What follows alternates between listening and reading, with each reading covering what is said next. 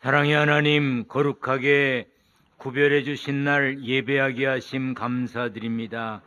하나님께 소망을 두고 예배하는 성도들의 심령에 은혜와 평강 주심을 믿고 감사하며 찬양합니다. 세상살이에 지친 이들이 모였습니다. 세상 유혹에 믿음이 약해져 흔들렸던 이들도 있습니다. 이런저런 슬픔을 감춘 채 아픈 마음으로 사는 이들이 있습니다. 여기저기 아픈 고통을 참으며 사는 이들도 있습니다. 위로해 주시고 어루만져 주시고 치료하시고 회복시켜 주옵소서. 건강함으로 삶의 자리에 서게 하여 주옵소서. 객지, 외국, 군대, 병상에 있는 성도들이 있습니다. 선교지, 선교사, 지교회와 협력교회 목회자와 성도들도 하나님 붙들어 주옵소서. 이 시간에도 가나실에서, 각 교육부실에서, 농학교회에서 함께 다른 장소에서 예배드립니다. 모든 예배가 은혜롭게 하여 주옵소서. 여름 성경학교가 순조롭게 진행되게 하심 감사드립니다. 남은 일정도 하나님 붙드시고 도와 주옵소서. 모잠비크 선교를 위해 떠나는 청년들을 권능의 손에 맡깁니다. 가고 오는 일정에 평안케 하여 주옵소서. 오늘 전하고 듣는 말씀 속에 성령께서 역사하실 줄 믿고 예수님의 이름으로 기도하옵나이다. 아멘. 할렐루야. 하나님의 은혜와 평강이 함께 계시기를 축원합니다. 우리 성경을 들고 고백하겠습니다. 저는 예수 믿어 구원받았습니다. 저는 예수 믿어 하나님 자녀 되었습니다. 저는 예수 믿어 천국 백성 되었습니다. 하나님께서 선물로 주신 오늘 하나님 말씀으로 가르침을 받습니다. 눈을 열어 주의 법 안에 있는 놀라운 진리를 보고 깨닫게 하소서. 아멘으로 순종하여 하나님께 영광 돌리는 삶 되게 하소서. 아멘. 그런 삶의 주인공 되시기를 축원합니다. 사도행전에 기록된 바울의 선교 여행은 크게 1차, 2차, 3차로 구분할 수 있습니다. 물론 그 구분은 후대 신학자들이 연구한 결과지 성경에 번호가 나와 있는 것은 아닙니다. 바울의 1차 선교 여행은 성령의 인도하심으로 시작되었습니다. 주를 섬겨 금식할 때 성령이 이르시되 내가 불러 시키는 일을 위하여 바나바와 사울을 따로 세우라 하시니 이에 금식하며 기도하고 두 사람에게 안수하여 보냈다고 했습니다. 바울은 무작정 선교 여행을 떠나지 않았습니다. 안디옥 교회 성도들이 금식하며 기도하고 예배할 때 성령의 음성을 들었고 그들은 한 번 더 금식하고 기도하며 바울을 파송했습니다. 그래서 성경은 안디옥 교회가 보냈다고 하지 않고 성령의 보내심을 받았다고 했습니다. 그렇게 선교 여행을 떠난 바울은 성령 충만했습니다. 바울이라고 하는 사울이 성령이 충만하여 제자들은 기쁨과 성령이 충만했다고 했습니다. 성령 충만한 바울이 가는 곳마다 성령의 역사가 나타났습니다. 바울은 유대인 거짓 마술사를 제압했고 나면서부터 걸어본 적이 없는 사람을 걷게 했고 말씀에 능력이 있음을 보았고 여러 고난 중에도 쓰러지지 않았고 많은 사람들을 회심시켰어요. 예수 믿고 구원받는 사람이 되게 했습니다. 이처럼 바울의 1차 선교 여행은 성령으로 시작해서 성령 충만했고 성령으로 풍성한 열매를 거두었습니다. 하나님의 일을 할 때 여러분은 무슨 힘으로 하십니까? 배운 지식으로 하십니까? 해볼 만큼 해본 경험으로 하십니까? 아니면 가지고 있는 재물, 돈으로 하십니까? 지식, 경험, 돈, 그런 것도 필요합니다. 도움이 됩니다. 그러나 그 무엇도 하나님의 일을 감당하는 온전한 에너지가 될 수가 없습니다. 가르치고 생각나게 하시는 성령으로 시작하고 성령으로 감당할 때 성령의 역사가 나타나는 것입니다. 성령의 사람이다. 저 사람은 참 성령의 사람이다. 이런 별명을 가졌던 토레이 목사님이 계시는데, 그분이 쓰신 글에는 성령 충만이라는 말이 자주 강조되었습니다. 충만이라고 하는 것은 가득 찼다, 그런 뜻이죠. 성령 충만한 삶이라는 것은 성령으로 가득 차서 가르치고 생각나게 하시는 성령의 인도하심을 따르는 삶을 말합니다. 토레이 목사님이 이렇게 기도했습니다. 같이 읽겠습니다. 시작. 하나님, 제가 성령 충만하다고 느끼지 못할 때 함부로 말하지 않도록 도와주십시오. 성령 충만하지 않을 때 말하면 실언이 되기 쉽고 사람들에게 상처를 주기 쉽기 때문입니다. 하나님, 제가 성령 충만하지 않을 때 제 인생에 중요한 결정을 하지 않도록 도와주십시오. 성령 충만하지 않으면 저의 결정은 잘못될 가능성이 항상 있기 때문입니다. 우리도 토레이 목사님처럼 성령 충만함을 사모하면서 기도해야 합니다. 성령 충만하지 않으면 내가 주인 노릇하고 내 마음대로 하게 되어 하나님의 일을 망치기 때문입니다. 성령 충만하여 내 안에 계신 성령님이 나를 다스리게 해야 합니다. 여러분들이 성경을 읽고 설교를 듣고 성경 공부를 하면서 하나님의 뜻이 무엇인지 알았습니다. 그 하나님의 뜻을 깨달은 것이 마음속에 있습니다. 그래서 무엇을 하려면 성령님이 가르쳐 주십니다. 해라. 그런데 마음속에서 설교 들을 때, 성경 읽을 때, 성경 공부할 때 그래야 되는 것을 배웠는데 뭐 꼭 해야 돼, 그만둬. 성령의 가르치심을 무시하는 거예요.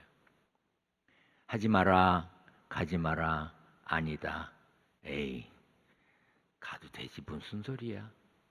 그것은 성령의 인도하심을 따라 사는 삶이 아니라 내 마음대로 사는 것이지요. 성령의 인도하심을 따라 살아야 모든 것이 평안하고 질서가 잡히고 기쁨이 되는 것입니다. 여러분들 성경 공부한 대로, 말씀을 들은 대로, 말씀을 읽은 대로 가르치고 생각나게 하시는 성령의 인도하심 따라 사시기를 주님의 이름으로 부탁드립니다. 같이 읽겠습니다. 시작. 만군의 여호와께서 말씀하시되 이는 힘으로 되지 아니하며 능력으로 되지 아니하고 오직 나의 영으로 되느니라. 고린도전서 2장 1절 4절입니다. 시작. 내가 너희에게 나아가 하나님의 증거를 전할 때에 말과 지혜의 아름다운 것으로 아니하였나니 다만 성령의 나타나심과 능력으로 하여. 하나님의 일은 내 힘으로 하는 게 아닙니다. 성령께서 힘주시고 함께 해야 할 수 있습니다. 성령의 도우심을 구하는 삶이 되시기를 바랍니다. 그리고 바울의 2차 선교 여행은 사도행전 15장 후반부부터 나옵니다. 바울은 신라를 택한 후에 형제들에게 주의 은혜의 부탁함을 받고 떠났다고 그랬어요. 바울은 1차 선교 여행 때 동행했던 바나바와 맞지 않았어요. 의견이 맞지 않았습니다. 여러분, 하나님의 일을 해도 의견이 맞지 않는 때가 있습니다. 여러분, 어떻게 결혼하셨나요? 부모님이 해라 그래서 무조건 하셨나요? 뭐 그런 분도 계시겠죠. 그런데 상당히 많은 분들은 결혼하면 이 세상에서 제일 행복하게 해주겠다고 약속하는 뻥에 넘어간 이들이 많습니다. 또 뭐라고 얘기합니까? 그대를 위해서라면 하늘의 별도 따다 주겠다고 그랬지요. 그래서 그 약속을 믿고 결혼했지요. 그런데 밤하늘의 별은 그대로 있어. 아무도 못 땄어. 그렇게 좋아서, 그렇게 마음에 들어서 결혼했는데 내가 그때 제정신이 아니었지. 내가 왜 그랬을까? 내 발등을 찍지 막 이러면서 참고 사는 이들이 많이 있습니다. 사람끼리의 마음도 이렇게 맞는 것 같지만 맞지 않을 때가 많지요. 하나님의 일도 마찬가지였습니다. 바울이 바나바와 동행했지만 의견이 맞지 않는 경우가 있었어요. 그래서 바울은 실라와 함께 2차 선교 여행을 떠났습니다. 그때 바울은 1차 선교 여행 때 많은 성과가 있었던 소아시아, 지금으로 말하면 튀르키예 그 지역으로 이제 다시 방문하길 원했습니다. 목숨 걸고 복음 전하에 세운 교회들을 더욱 튼튼하게 하고자 하는 마음이 있었습니다. 그래서 시리아와 길리기아를 돌아다니며 모든 교회를 튼튼하게 하였다. 바울은 더베와 루스드라에도 갔다. 그들은 그 믿음이 점점 더 튼튼해지고 그 수가 나날이 늘어갔다고 했습니다. 이렇게 2차 선교 여행이 순조롭게 진행되는 것 같았습니다. 그러나 뜻밖의 일이 벌어졌습니다. 본문 6절 7절입니다. 같이 읽습니다. 시작. 아시아에서 말씀을 전하는 것을 성령이 막으심으로 그들은 부르기아와 갈라디아 지방을 거쳐가서 무시아 가까이 이르러서 비두니아로 들어가려고 하였으나 예수의 영이 그것을 허락하지 않으셨다. 허락하지 않았어요. 성령은 바울이 가고자 했던 길을 막으셨습니다. 바울의 경우만 보더라도 우리가 하나님의 뜻을 품었다고 해서 하나님의 일을 하고자 한다고 해서 모든 게 다 순조롭게 되는 것만은 아닙니다. 바울이 1차 선교 여행 때 세운 교회들을 더 튼튼하게 하고 싶었지요. 분명 그것은 선한 의도를 가진 하나님 나라의 일이었습니다. 하지만 하나님께는 더 큰 뜻이 있으셨습니다. 그래서 바울이 가고자 했던 길을 막으셨던 겁니다. 이런 말이 있지요. 흔히 아는 만큼 들리고 아는 만큼 보인다 하는 말이 있어요. 아무리 천재적인 재능을 가진 음악가, 악기 연주자가 연주를 한다 해도 기본적인 음악 지식이 있고 그것을 들을 줄 아는 사람이라야 야, 훌륭하다고 듣지. 그런 기본적인 지식이 없는 사람 음악회에 가도 졸립기만 합니다. 피아노 연주자는 정신없이 두들겨대는데 시끄럽게 느껴지고 바이올린 연주자는 시작부터 끝까지 비벼대는데 힘들겠다 그 생각이나 하고 이게요 아무리 수준이 높은 연주자라 할지라도 청중도 어느 정도 수준이 있어야 되는 거예요. 스포츠도 그렇지요. 야구, 축구, 배구, 골프, 미식축구 규칙이 어떤지 왜 그렇게 하는지 좀 알아야 보고 재미있는 거죠. 축구를 모르는 분들은 뭐라고 얘기하죠? 온 그 공을 이리 내질렀다 저리 내질렀다 이리 뛰었다 저리 뛰었다 뭐 하는 건지 모르겠다. 야구 모르는 분은요 야구 경기 보면 무지무지하게 지루합니다. 미식축구 모르는 분은요 그 삐뚤어진 공을 들고 이리 뛰었다 저리 뛰었다 뭐 그냥 막 들이받고 그러는 거 꼭 싸우는 것 같아. 규칙을 알아야 이해가 되고 재미가 있는 것입니다. 그러니까 어느 정도 뭘 알아야 돼. 목회도 비슷합니다. 여러분들이 생각하기에 교회에서 이런 건 왜 하는지 모르겠어. 단순하게 단편적으로 생각하면 그렇게 판단할 수 있습니다. 하지만 저는 교회 전체를 보고 무슨 일을 정해야 됩니다. 어린아이로부터 노인에 이르기까지. 옛날엔 무엇을 했으며 지금은 어떤 것을 하고 앞으로는 어떤 것을 해야 되는지 상황 판단을 해야 합니다. 세상은 어떻게 돌아가는지도 봐야 합니다. 하나님의 뜻에 부합되는지도 생각하고 판단해야 합니다. 그래서 한순간에 어떤 사람의 이야기를 듣고 거기에 따라서 일을 정할 수가 없습니다. 우리 교회도 투덜대는 분 많아요. 뭐 이게 틀렸다, 저게 틀렸다. 뭐 오늘 왜 교회 주변에 가서 밥 먹을 때 기둥교회에서 왔다고 이야기하고 먹으라 그러는 줄 아세요? 가가지고 기둥교회에서 왔어요. 그럼 함부로 못해. 예? 그런데 나가서 기둥교회 망신을 떨고 다니는 이도 없을까요? 없을까요? 없었으면 좋겠어요. 어떤 이는 밥 안 해낸다고 난리야. 왜 다른 교회는 밥 주는데 우리는 안 주냐고. 여러분, 다 맞출 수가 없습니다. 그 밥 안 준다는 분 보고 제가 얘기했습니다. 우리가 주일날 밥하면 1000여 명이 먹어야 되는데 보통 금요일에는 와서 일하기 시작해야 됩니다. 장도 봐야 되고 뭐 썰고 뭐 깎고 하고 토요일날 또 하고 주일날 새벽부터 와서 밥하고 해야 됩니다. 그러면 와서 일하시겠습니까? 난 못하지. 왜 자기는 못하는데 밥은 내놓으래? 이거요 다 맞추어서 못합니다. 또 어떤 분은 이해가 안 된다 그러는데 이해되도록 설명할 수가 없는 경우도 있습니다. 그러므로 교회 일은 그냥 믿고 따르는 게 좋습니다.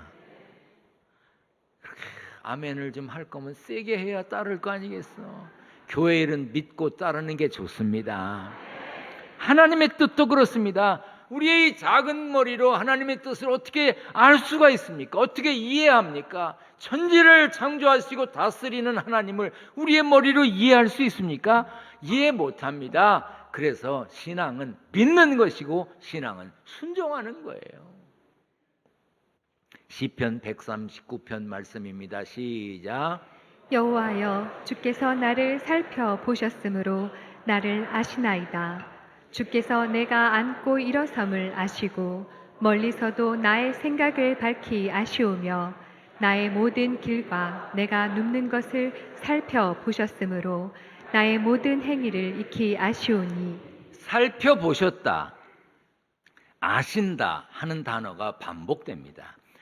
하나님은 우리를 살펴보시고 아시고 좋은 길을 보여주신다는 믿음으로 믿고 순종하는 겁니다. 따라서 합니다. 믿고 순종하겠습니다. 순종하겠습니다. 그래서 잠언에 사람이 마음으로 자기 길을 계획할지라도 그 걸음을 인도하시는 이는 여호와시라 그랬어. 다 같이 시작. 자기의 길을 계획할지라도 그의 걸음을 인도하시는 이는 여호와시니라. 우리가 선한 뜻을 품고 또 열심히 기도하고 준비한 일도 때로 하나님이 막으실 때가 있습니다. 몇 년 전에 코로나가 있기 전에 벌써 오래전이죠. 중남미 미국 아래쪽에 아이티에 큰 지진이 있었습니다. 온 나라가 지진으로 주저앉았어요. 그때 우리 교회에서 아이티에다가 교회를 건축했습니다. 예배도 드리지만 동네 사람들이 모이기도 하고 또 학생들을 가르치기도 하는 그런 아주 중심부가 되게 하기 위해서 교회를 잘 지었습니다. 그리고 제가 갔고 우리 장로님들과 같이 가서 봉헌식을 했습니다. 근데 몇 년이 지나니까 교회가 낡아지고 또 수리도 해야 되고 뭐 여러 가지 보충할 것이 있어서 청년들을 이제 파송했습니다. 김희중 목사님 인솔하고 청년들이 떠났어요. 기도 많이 하고 준비 많이 해서 떠났습니다. 이제 비행기가 떠났는데 뉴스가 나오기 시작하는데 IT에 폭동이 일어나서 막 사람들이 공항을 부시고 불 지르고 막 서로 죽이고 난리가 난 거예요. 제가 잠을 편히 잤겠습니까? 생각해 보세요. 막 국제 뉴스 막 CNN 이런 거 뉴스만 보는 거예요. 상황이 어떻게 되는지. 그런데 뉴욕에서 연락이 왔어요. 도착했다고. 그런데 IT 가야 됩니까? 말아야 됩니까? 그리고 저한테 연락이 왔어요. 여러분이 저라면 그 청년들을 거기에 가라 그러겠습니까? 돌아오라 그러겠습니까? 너무 난감한 거예요. 제가 새벽에 교회 나와서 기도하는데요. 하나님, 어떻게 해 좋습니까? 그런데 이런 생각이 드는 거야. 그래, 굳이 무리해서 갈 필요는 없지. 그럼 뉴욕까지 비행기표 다 사서, 그것도 자기들이 돈 내서 갔어, 청년들이. 그리고 교회에선 선교비를 보냈고 선교 물품을 사서 보냈습니다. 그 청년들을 돌아오는 비행기표를 사서 바로 돌아오게 해야 됩니까? 제가 전화했습니다. 뉴욕에다가. 김희중 목사가 조심스럽게 전화를 받더라고요. 이렇게 말했습니다. 제가 놀아라. 어떻게 놀죠? 워싱턴 DC도 가고 나이아가라 폭포도 가고 뉴욕의 엠파이어 스테이트 빌딩도 올라가고 놀아. 그래도 되나요? 놀아. 이왕 간 거 돌아오는 날짜까지 놀다 와라. 김희중 목사 목소리가 너무 좋은 목소리야. 전화를 끊었습니다. 장로님들하고 의논도 안 한 거예요. 여러분 생각해 보세요. 청년들은 뉴욕에 가 있는데 장로님들에게 공지해서 회의를 알리고 모여서 회의를 하고 뭘 정할 건데, 놀으라 그러고 그 다음 주일날 부목사님들과 장로님들 다 모여서 상황이 이렇게 돼서 놀다 오라 그랬습니다. 괜찮지요? 잘하셨습니다. 청년들이 돌아왔습니다. 청년들 마음속에 선교지에 가지 못한 죄송한 마음과 그리고 넓은 땅덩어리를 보고 느낀 마음이 있어. 청년들 중에는 눈물로 간증하는 청년도 있더라고요. 그런 영향이 오늘 또 IT로 청년들이 또 가는 게 아니라 오늘은 모잠비크로 또 떠납니다. 여러분, 저는 그때 하나님이 IT로 가는 길을 멈추게 하셨다고 저는 믿습니다. 그러므로 우리가 모든 일을 사탄이 방해했다 이렇게 생각하면 안 됩니다. 사탄의 목적은 하나님의 뜻을 가로막는 데 있습니다. 하면 할수록 평안을 깨고 가정의 화목을 깨고 교회의 평안을 깨고 주변 사람들과의 관계도 깨고 하나님과의 관계를 원망으로 만들고, 그런 것은 사탄의 방해라고 짐작할 수 있습니다. 왜냐하면 사탄은 우리가 낙심하고 절망하고 좌절하고 넘어지길 바라기 때문입니다. 바울도 데살로니가 성도들을 향해 이렇게 말했습니다. 그러므로 나 바울은 한 번 두 번 너희에게 가고자 하였으나 사탄이 우리를 막았도다. 하나님이 막으실 수도 있고 사탄이 가로막을 수도 있습니다. 만약 하나님이 막으신 것이라면 지금 당황스러울지라도 점차 하나님의 계획을 깨닫게 되고 마음의 평안을 얻고 결국은 기쁨이 넘치게 될 것입니다. 바울의 막힘은 하나님의 또 다른 계획이 있으셨던 겁니다. 8절부터 그 내용이 나와 있습니다. 같이 읽습니다. 시작. 무시아를 지나 드로아로 내려갔는데 밤에 환상이 바울에게 보이니 마게도냐 사람 하나가 서서 그에게 청하여 이르되 마게도냐로 건너와서 우리를 도우라 하거늘. 바울은 밤에 마게도냐 사람이 건너와서 우리를 도우라는 환상을 보았습니다. 마게도냐는 바다를 건너 유럽 대륙에 속한 지역입니다. 그 환상을 본 바울은 마게도냐로 건너가고자 했습니다. 왜냐하면 이는 하나님이 저 사람들에게 복음을 전하라고 우리를 부르신 줄로 인정함이로라. 바울은 소아시아 지역을 돌면서 복음을 전하려고 했지만 하나님은 유럽까지 가서 복음을 전하도록 이끄셨습니다. 이처럼 하나님은 우리의 생각을 뛰어넘으십니다. 그러므로 예수 믿는 우리는 내 생각, 내 고집, 내 판단, 내 경험을 내려놓아야 합니다. 온전히 하나님의 뜻을 구해야 합니다. 하나님의 뜻에 순종하기 원하는 우리는 이렇게 말해야 합니다. 야고보서 4장 15절입니다. 시작. 주의 뜻이면 우리가 살기도 하고 이것이나 저것을 하리라. 주의 뜻이면 우리가 살기도 하고 이것이나 저것을 하리라. 예배 후 9명의 단기 선교팀이 모잠비크로 떠납니다. 9명이 가서 뭘 하겠습니까? 적은 숫자죠. 그러나 현재 있는 선교사들과 합류할 겁니다. 그래서 일할 겁니다. 코로나가 창궐한 지난 3년 동안 모잠비크에 갈 수가 없었습니다. 그것은 어쩌면 다른 계획을 가지고 계신 하나님의 막음이었는지 모르겠습니다. 어려워도 기둥교회가 선교 사역을 계속하는가 하고 지켜보시려고 우리를 테스트하신 것인지도 모르겠습니다. 우리는 코로나가 한창일 때도 교회를 건축했습니다. 기둥교회만 건축하지 않았습니다. 아프리카에, 모잠비크에 4교회를 같이 건축했습니다. 할렐루야. 여러분들이 선교 헌금을 내고 교회 건축 헌금을 낸 것은, 특히 아프리카의 교회 건축 헌금을 낸 것은 단 1원도 이 건물을 짓는 데 쓰지 않았습니다. 그래서 4교회를 이제 봉헌하게 될 것입니다. 정말로 대단한 일입니다. 여러분, 큰일 하신 겁니다. 대단한 일을 했다니까요. 우리 교회를 지으면서 아프리카에 4교회를 또 지었다니까요. 대단해요. 좀 대단하게 놀란 것처럼 해봐요. 대단한 일입니다. 그런데도 우리 교회의 평안을 깨고 교회를 잡아뜨리려고 하는 세력들이 있었습니다. 어쨌든 이제 다시 길이 열려 가게 됐습니다.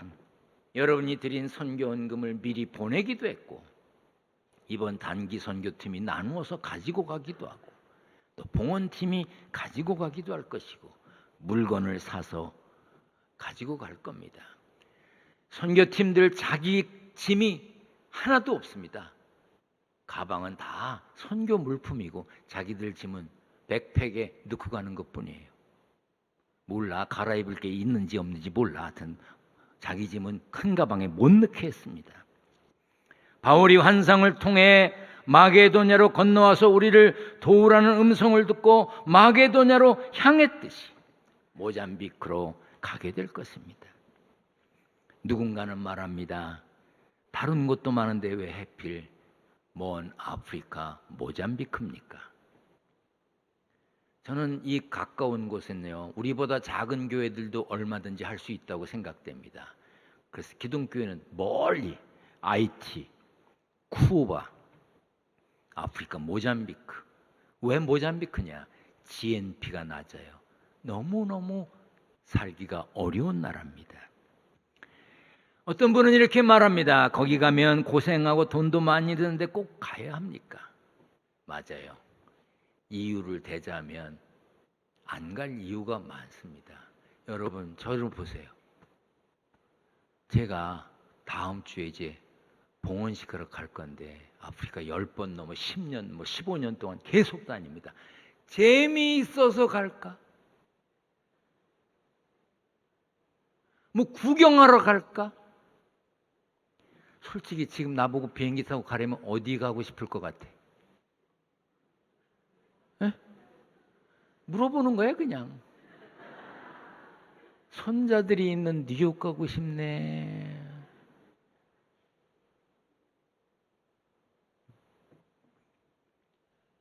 다음 주 월요일에는 봉헌팀이 갑니다.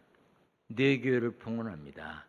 아프리카에 그러면 모잠비크에 16개 교회를 건축하여 봉헌하는 게 되고, 기둥교회가 36개 지교회를 세웠는데 그 중에 35개 교회를 건축했습니다. 할렐루야. 할렐루야.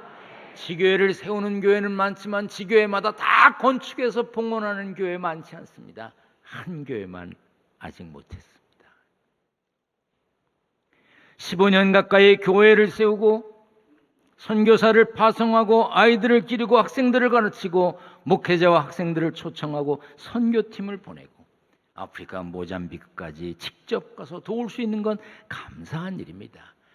우리가 이 일을 할 수 있어서 감사합니다. 기둥교회가 이 일을 할 수 있어서 감사합니다. 이런 일을 계속 할 수 있도록 여러분 돈 많이 버시길 바랍니다. 돈 많이 벌려는데 아멘이 그렇게 작습니까? 돈 많이 버시길 바랍니다. 많이 벌어서 선교하는 일에 쓰고 하나님의 일에 드리고 선교 헌금도 교회에 드리는 헌금도 많이 할 수 있길 바랍니다. 그냥 돈 벌으려고 하지 말고 하나님 나 잘 벌게 해주세요. 많이 벌게 해주세요. 그래서 선교에 동참하고 교회가 하는 일에 내가 힘이 될 수 있게 하나님 내 일터를 축복해 주세요. 여러분 그렇게 기도하며 일하시길 바랍니다. 선교지와 선교사님들을 위해 기도하세요. 그것이 하나님의 큰 뜻을 이루는 것입니다. 기둥교회가 여러분들이 하나님의 일에 더 크게 쓰임받는 복된 삶의 주인공이 되시기를 축원합니다. 축원합니다.